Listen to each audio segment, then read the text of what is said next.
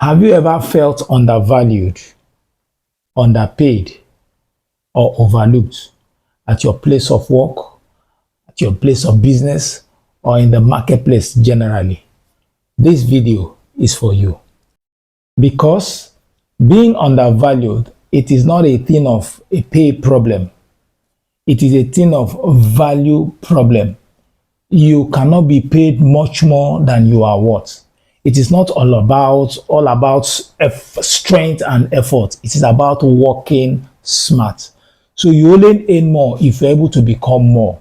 Today's training, we are going to show you the 5 key fundamental things that you need to do to become a person of value.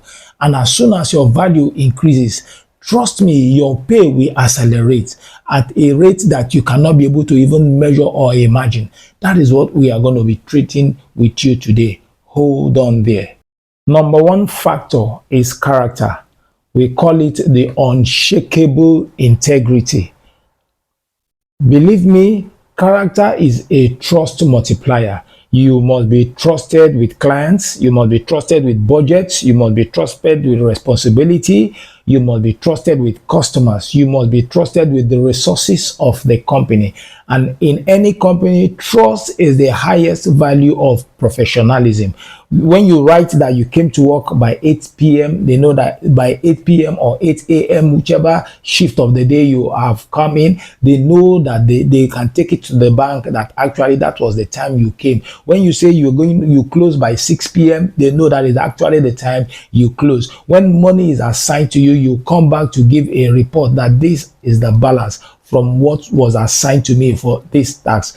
Character is the number 1, and that is where people miss it all. So you must be a person of character. Your character must be tested. Your character must be proven. You must be a person of yes, and your yea is yea and your nay is nay. So that is the first thing. If your character is proven, tested, and can be vouchsafed anywhere, anytime, then asking for increment, whatever you are agitating for, becomes easier to be achieved.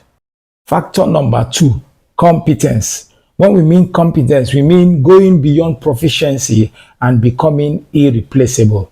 Let me tell you, there are times that you make yourself totally irreplaceable. Not that nobody is indispensable, but you are so good, you are so skilled, and that your comparative advantage differentiates you from the rest. Everybody knows how to do it. Everybody is average. You go beyond that average level. You are now a person of competence. They can give you this assignment, they give you the task, they know that you are able to do it. When others are struggling, you have this uniqueness. You have this, there is this aura, there is this thing that differentiates you from the others because you have sharpened your skill, because you have sharpened your talent. So you must be a person of what? Of competence. You become irreplaceable in the market, or rather you make it extremely difficult for you to be replaced in that your department. So if you have a fantastic character and you have made yourself a person of competence, trust me, anything you want, the company will listen to you. So this is the second thing that you need to do to become a person of value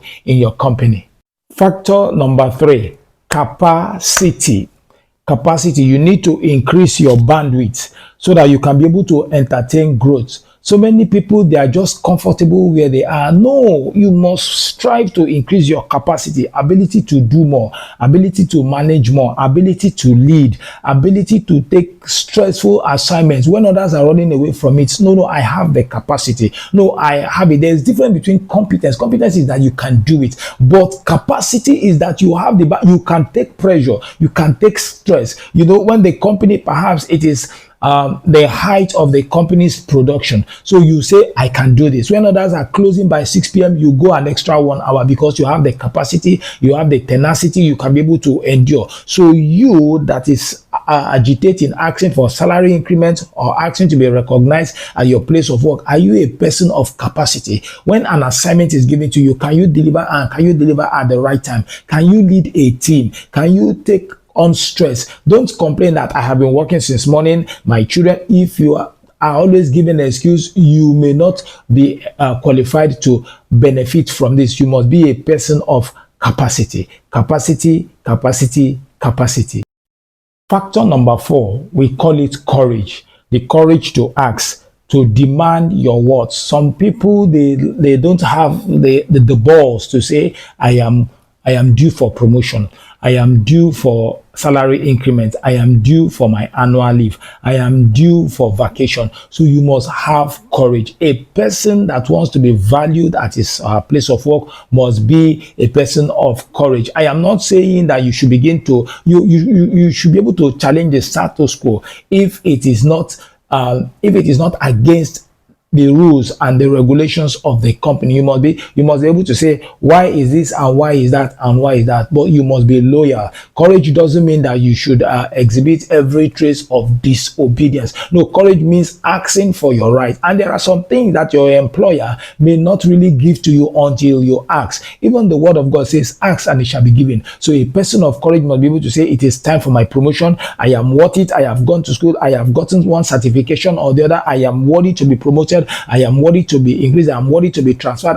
It is time for my vacation. So you must be a person of courage. You must be able to ask. If you don't ask, my brother, if you don't ask, my sister, employers are okay with your level. They don't want to pay. Even sometimes you might say, okay, you don't want to pay me. Let me have a particular number of shares attached if you don't want to give me increase my salary. Or perhaps I am due for student leave, or I am due to take one examination or the other, and these things are written there in your employment letter, but you didn't ask for it. So you must be a person of courage.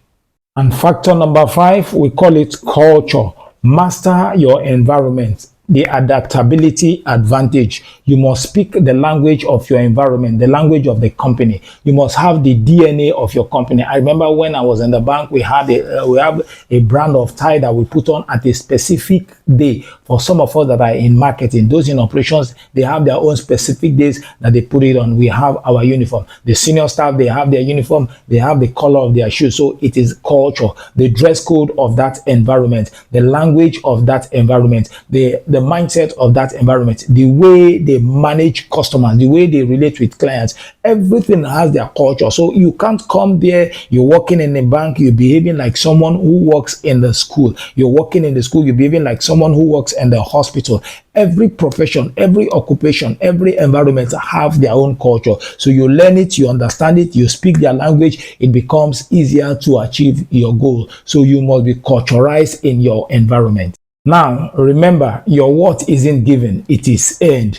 These 5 factors that we have shared with you is all what you need in order to do what? To add value, to become a person of value, so that you can be able to be valued at your place of work in terms of respect, in terms of salary increment, and in terms of other promotions, other incentives that come with it. So you must be a person of value. If today's training has added value to you, we want you to do something for us. Quickly, we want you to go and write comment what you need to start to do. Among the 5 things that we have given, you comment the one that you are going to start to address. Then we want you to subscribe, we want you to share, and we want you to like. Click on the notification bell if you're already a subscriber, and if you have not subscribed, once again, subscribe. What are you waiting for? Your subscription is one of the reasons why we are here, giving you quality financial tips, giving you quality investment tips, and giving you quality marketing and business tips. God bless you. See you at the top. Remain at the top. It is Investment 101, and my name is Nicholas. God bless you.